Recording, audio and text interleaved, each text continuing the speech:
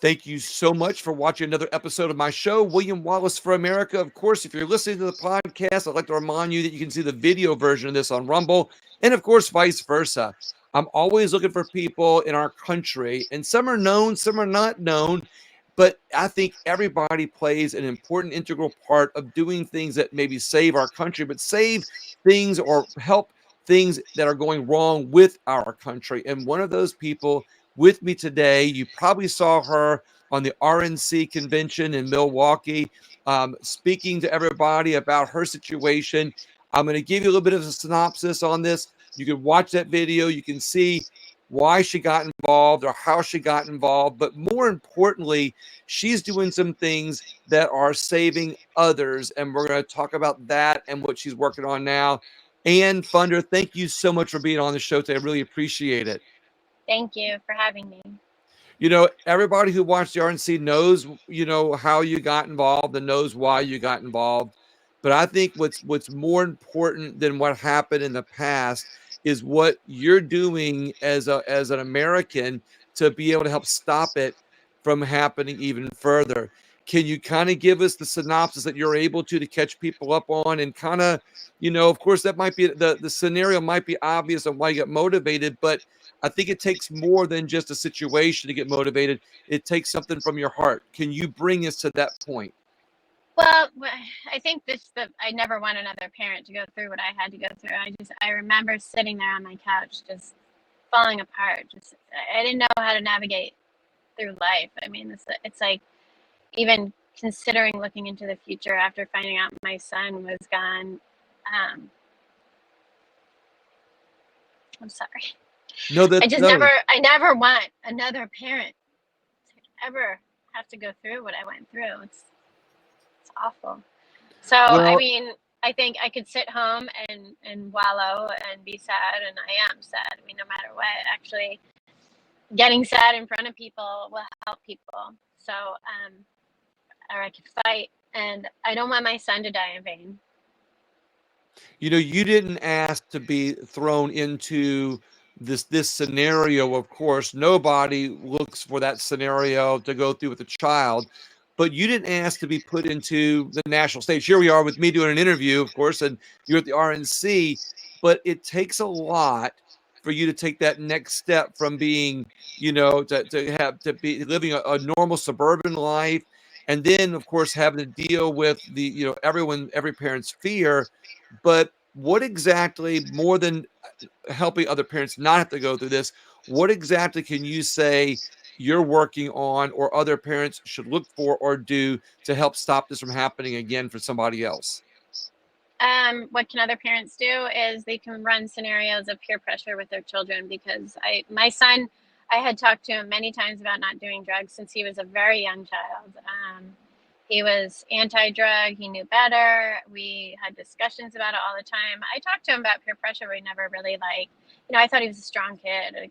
He was, he had so many friends and he was comfortable in his own skin. So he was never going to, be one of those kids that were pushed to do something they wouldn't want to do. I mean, I could, if he didn't want to do something, couldn't get him to do it. So I didn't realize how heavy peer pressure was. Peer pressure is a very powerful force. Social status is the equivalent of being a millionaire. So when you are confronted in a new situation at a new public school, which you've been private schooled your whole life, you just want to fit in with these new kids, at a humongous school, be the center of attention, and get your social status, right to the top. I think it's hard sometimes to say no, and that's what happened to my son. Run peer pressure scenarios with your kids. Hey, if you're in this situation and someone says this, what are you going to do? Even if, and I know that these kids don't want to do the things that they do sometimes, but they just think, what, everybody else is fine. I'll just try it. It'll make me cool, whatever. Run scenarios with your kids, because it is hard for them to say no, even if you think they're strong. It is very difficult. So that would be my best advice. And we're talking about this on a micro level. Of course, everybody kind of, oh, that's commonsensical stuff, but I think sometimes the problem with common sense is that we don't practice it. Hmm. often enough. Can we broaden this to be on a national level? Because a lot of people see more of the national stuff that's going on at the border. And maybe I know you can't comment a whole lot, on border stuff, Oh, but I can comment on border all day long. I'll okay. talk about the border all day, every day. Is It's Kamala Harris disgusting. the border czar? Yeah, I mean, in March of 2021, just 2 months into Joe Biden's pretendency, I call it, because I don't ever recognize him as winning the election. One of Right. those. So, in 2 months into his You're not pretendency, alone. I don't. I think 100% of America knows. Um, he appointed her in March of 2021 to be in control of foreign relations in Mexico and some other South American countries, as well as the border, and to tackle those issues. And she knew it, and she had talked about it many times on the big screen and in front of crowds. And she knew that was her responsibility. CNN talked about how she was border czar. They called her the border czar. MSNBC called her the border czar. Everybody called her the border czar. But when she's a complete failure, 100 days before, she was just appointed and coronated into this non-democratic election, she decides that since she was such a complete moron failure, she is going to decide that she's not really the border czar, and people shouldn't be calling her that. It's a Republican thing that they are saying. No, she was the border czar, and I don't care if you don't want to call her the czar. She was in charge of the border, so whatever you want to call it was her responsibility. And if she wasn't, then tell me what the hell she was doing, Right. because she was doing nothing. That was her one job, and she failed. She failed miserably, and that's why she doesn't want people to say she's a border czar. She's a border czar. A lot of people are dead because of her. A lot of people. Ian, I've lost you a little bit, but don't end the Mhm. stream yet. There you are. Gotcha. Okay, so I there. can see Me. it. So tell me something. Tell me, I guess, explain this. Would this, of course, is a motivation for you to be involved in politics on a level because the situation with your son took you there. Um, would you say this should be that the border situation, of course, I think, and you probably do too, that the people in charge of our country now, they actually are using the border as a way to, I don't want to say destroy, another way to destroy families, but the reality is the drugs and that's coming across the border are destroying families. Do you think this is a catalyst for not just you, but for more people to be involved in politics on a national level? Because you can point this as a personal story that, hey, this happened to me because of something that got across the border. It's not just something that happened with my family. This is part of a national issue. And should this be the catalyst, not just for you, but for more Americans to wake up to what's happening at our border as a reason to vote against the Democrat policies? And of course, Kamala Harris, who's running not as the border czar president, but as the non-border czar president.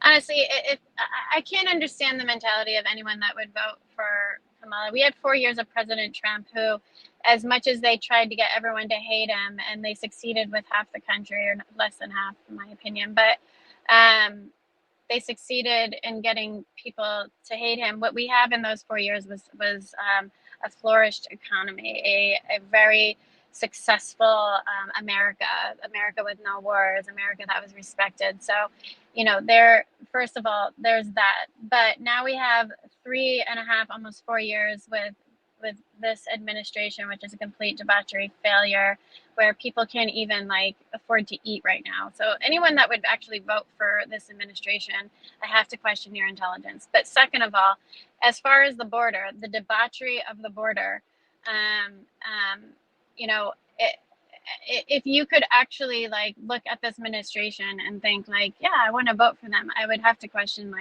why is it that you would vote for this administration and Kamala? It just doesn't make any sense. And I'm sorry, you broke up, so I don't know what your actual question Oh, was. the question is that obviously that this situation with your son from fentanyl that most likely came across the border, it motivated you to get involved in politics on a national level.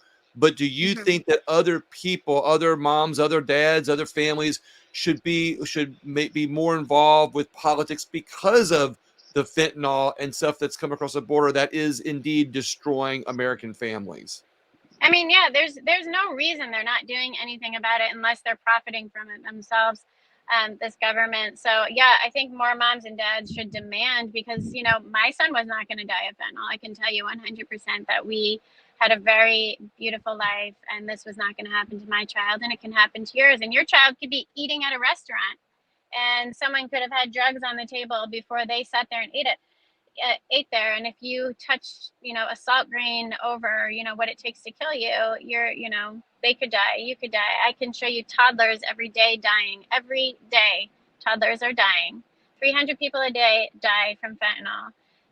It could be from coming in contact with it and putting your hand to your mouth.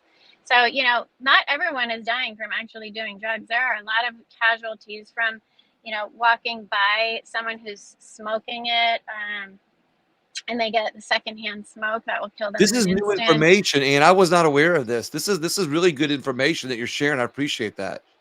Well, fentanyl is a web. The most common way you're going to die from fentanyl is by doing it. I mean, no doubt about it. That is common. But there's babies. There's baby Cash. He was just barely 3, and his mom's out there. Ashley, she's out there all the time talking about how her son, was just near someone who is using. There was a baby recently that was just under 1 year old, where the babysitter had her boyfriend over, and they passed, whatever it was that had fentanyl in it to each other, and just that secondhand smoke got to the baby, and the baby died. There was just another baby recently that was exposed to it, put their hand in their mouth and died. There was that Airbnb baby that touched the table at the Airbnb where there had been a party the weekend before. Probably had cocaine on the table. Who knows what was on the table? Baby put its hand in its mouth and died. There's another little toddler in the Bronx.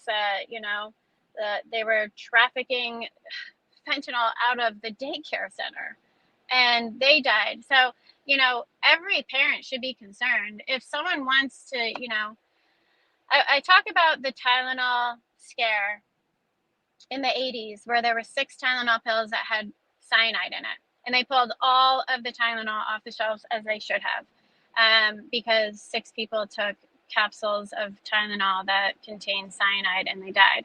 So fentanyl per volume is more poisonous than cyanide, and nobody's doing a damn thing about it. If this is residue on the table, if there is a little bit, in a tiny bit, just to get your kids hooked on whatever it is that they are selling them, if they put it in it, your kid could die. Marijuana, I can't tell you how many parents are losing kids from smoking marijuana that had fentanyl in it. And these kids are so naive. They're like, well, if it burns, it's not, it doesn't work anymore. No, these kids are dying from putting it in marijuana.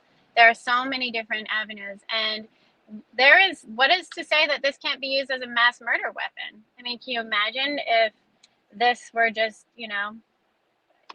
say someone wanted to put it in all the salt shakers, or let's say someone wanted to, take it into a crowd of people and throw it. I mean, you're literally putting something more potent than cyanide in a child's hand. So every parent should be very concerned about this. And I thank you for the extra time that you're giving me. But I got to tell you, what you just now said in the last 2 or 3 minutes, I think is not only one of the most important things for people in America to hear because of how easily it is for America to get poisoned by what's coming across the border. But that's why I believe that God threw you into this public limelight, because that information that you are using your podium, your place to get out this information, I think is going to save people's lives. And I am grateful for not only you and your time, but I am grateful for the Thank you. information that you're putting yourself out there for. I can't thank you enough for that. Not at all. Do you think that fentanyl has fentanyl deaths or poisonings, or however we want to talk about it, have any statistics gone up since the Biden administration took office? Yeah, 100%. I mean, if you like graphs, go look at the charts. 2021. I mean, the increase was from the Trump administration had doubled, and now it's doubled since then. And then last year it went up even further. They're not tracking it as much anymore. This year they're trying to, stop people from recording them as fentanyl deaths because it looks really bad. I would say there's probably about 250,000 people this year. Last year was 113,000. The year before was 107,000. The year before that was 76,000 fentanyl deaths. So under Trump, it was much less. You'll see the fentanyl line on the graph go up during the Obama administration, plateau off until about the COVID timeframe under Trump, and go back up as soon as Biden took office. These border policies, these failing border policies, these Democrats who refuse, even under Trump, to secure the borders in their border towns, this is what's causing fentanyl to come over the border. China needs to stop producing it. The cartels need to be, labeled foreign terrorist organizations, and they need to be destroyed. And when I say destroyed, I mean obliterated. This administration, for some reason, has done nothing about the number one killer of people ages 18 to 45, quickly becoming the number one killer of teens, and the highest, with the 14 and under being the fastest growing demographic. Okay, so 14 and under is the fastest growing demographic, and I want to say that twice so that parents can hear that. So they're after your kids. They want your kids hooked on it. I can't imagine why the administration is doing nothing about the number one killer. There's no COVID response. The only interest that I could see in this whole thing would be that the cartels are running elections at this point. It is a multi-billion-dollar industry that they don't pay taxes on, that they don't, it's a business. It is a full profit business that no part of our government is trying to stop from profiting on, and they're profiting off of the deaths of our children. And even though they die, there's a million people behind them that they can sell these drugs to, because once they try it one time, they are hooked. Within 2 to 3 hours, they get withdrawal symptoms. That drug dealer comes along to your little child and starts dripping on them with a sexual predator mentality. They groom your children. They know your children will not tell you what they did because they have done something wrong. They shame them, and they tell them to do a little bit more. And if they don't die the first time they try it, or within the next couple of times, they'll be hooked on it for a couple weeks, and eventually they will die. But these drug dealers will drip on them until they get your kids addicted, and eventually the kids die, and they don't care because that kid's probably pulled in another friend that they're going to drip on for a little bit too. This is a business, and the Democrats are doing zero about it. They're doing nothing And about it. if this was a COVID issue, they would, if government really cared about it, they would pay hospitals to classify everything as a fentanyl death, and then more and more hospitals would put it on the alert, just like they did with COVID, right? Of course, Yeah, and I'm get not trying to $13,000 make light of this. a death. Yeah. Yeah, I'm not trying to make light of a situation. I'm just trying to show the difference to make your point that government really isn't caring about it. Just a couple more questions, and we'll wrap up because I know Well, you let me probably. just say something about that. Sure. They did more to remove hydroxychloroquine and ivermectin from American Good point. households that could have helped them from COVID. They fought those two drugs, but they are doing zero, literally zero to combat fentanyl. Nothing. And when I say nothing, every Democrat votes down every single fentanyl bill. Joe Biden came along in the 40th month and tried to do a fentanyl bill. What this bill did was give a lot of money to the Ukraine and then put fentanyl machines at the ports of entry that Trump already had there as a secondary precaution. That's very important to say. He already had those machines, which Joe Biden threw in a closet somewhere, who knows where they are, and tried to utilize some of that money to buy new machines that we already had, the exact same replicas of them, to put at the ports of entry. Last time I checked, drug dealers don't come through the ports of entry. It was a weak bill, but he got to say, I made a bill on fentanyl. No, he didn't. He's weak. The whole administration is weak. Kamala is just as weak. She's worse. She was in charge of the border. Awful. Listen, fentanyl is 50 times more addictive than crack. 50 times more addictive than crack. If your child tries it once, they will be hooked, and they will be so afraid to tell you. And the drug dealers will be their best friends, and they speak their language. So it is a very serious drug that our government is doing nothing about. This is part of the evil plan to replace Americans with illegals by either replacing them or killing them off. And this is just another way that it's being done. Couple last Murdering our youth. questions for you. A couple last questions for you. Where do you think we're losing freedom in America? I mean, I think a better question is, where do you think we're not losing freedom? And I don't know that I can name anything. You know where we're not losing freedom? In our hope that we are going to reelect Donald Trump. That is the only place that we have that we're not losing our freedoms right now. And I think a lot of people are even nervous about voting. Like, it looks like it's a whole setup again for them to steal the next election, and it's scary for a lot of us. But the one thing we have is our hope and prayers that Donald Trump will come back in and give us the freedoms that we know that he will give back to we the people. One last question for you. Speaking of Donald Trump, we live in somewhat we are surrounded by people who maybe agree with us in life, and maybe we don't think we have to work as hard to get what we need. But what do you think that Donald Trump can do to expand his base to help him win the next election and overcome all of the cheating that is going to take place? I mean, that's a several part question. I think Donald Trump is extending his reach as much as he can. I mean, he's very good at extending his reach. I think a lot of people don't have wool over their eyes. The media is going to do what the media does and try to brainwash people, and there's a certain amount of people that are susceptible to brainwashing, and they're not going to listen. But I just would encourage people to use their brain and common sense. They made the whole country hate a man who did the most for every single solitary demographic, every single solitary race, every single solitary religion.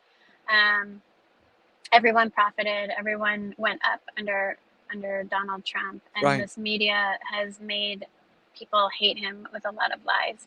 Donald Trump can just do what he does best, is keep getting out there and keep campaigning the way he knows how to do.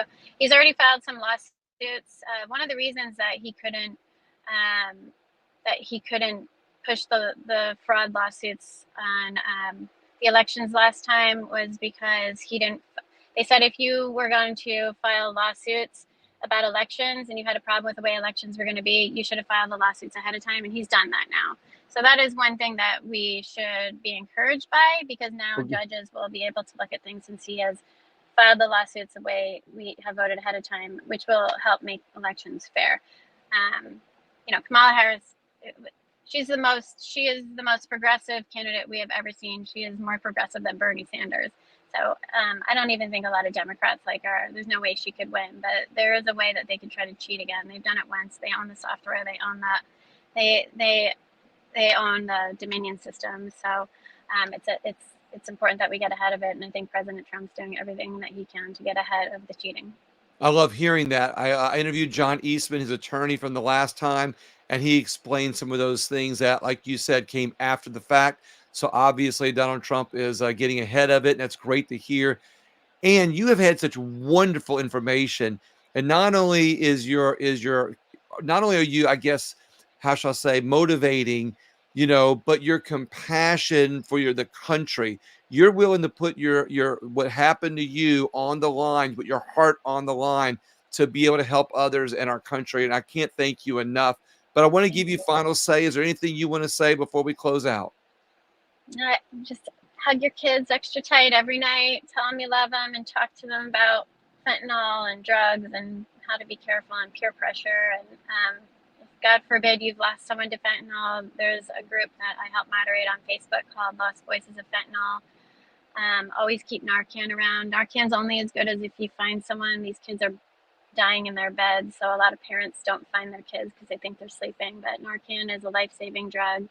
It doesn't save everyone because some people have too much fentanyl in their system. But I think Narcan should be in every household. There's a new test strip that you don't have to dilute from a company that's coming out right now.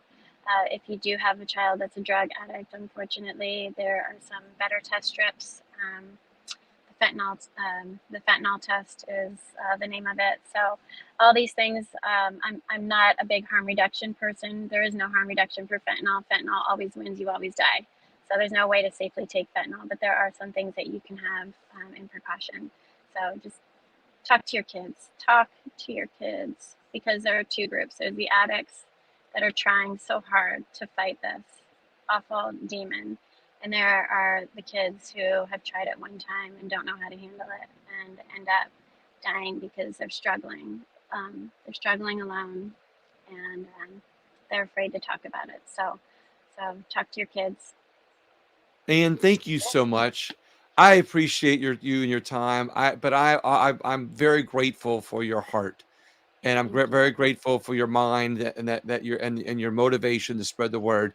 And we'll start spreading the word about you. If you could hang on there 1 second, I appreciate it. I'll let everybody know we're signing out. I want to thank everybody for not only watching this segment of my show, but I want to thank everybody for sharing this show, because as you've heard from Ann, that it's not only important to talk to your kids, it's important to talk to everybody, all your friends and relatives, and spread the word about what's going on. This bit of information, how dangerous it is and how easy it is to get for even the baby story that she mentioned, is something that everybody needs to know. This is an important episode to share. It's an important word to get out, and I'd be grateful for you if you did. Thank you so much, and have a great day.